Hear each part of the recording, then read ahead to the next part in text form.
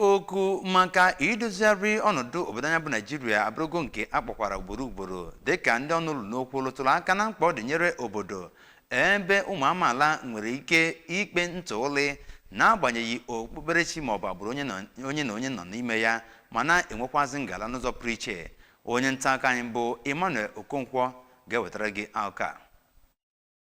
Akpụ n'ọnụ n'ihe mmemme nkụzi ugbo abụọ ahụ nke onye ji ọkwa petronu nke South East National Rulers Council bụkwazi eze ọdịnala nke Ọnịcha na-achịkọba kwa afọ ọbụla bụ Obi Alfred Achebe nke ọ chịkọba na Mahadum Unizik dị n'Awka, nke isiokwu ya gbadoro ụkwụ n'iweta Naijiria ebe onye ọbụla ga-enwere onwe ya, ebe onye kụzi ihe na ya bụ ihe mmemme bụ Ọkammụta Ọbasi Igwe kpọkụrụ oku ka onye ọbụla jikọọ aka ọnụ, ọkachasị gọọmenti etiti, wee hụ na enwere obodo onye ọbụla n'agbanyeghị mpaghara o si wee bịa ga-enwere onwe ya na Naijiria. N'okwu nke ya bụ onye chịkọba ihe mmemme a bụ Obi Achebe nọrọ oge ọ na-arụtụ aka na ndị Igbo bụ nnọọ nke na-akpachapụ onwe ha n'ihe dị iche iche a na-eme n'obodo a bụ Naijiria n'oge ụfọdụ, kpọkuo ndị Igbo ka ha bụ ndị ga-ejikọ obi ọnụ ma bunata akụnụba ha n'ala Igbo iji wee weta mmepe tọrọ atọ na mpaghara ala Igbo karịa ịdị na-emepe obodo ndị ọzọ dị na Naijiria gbaa gburugburu.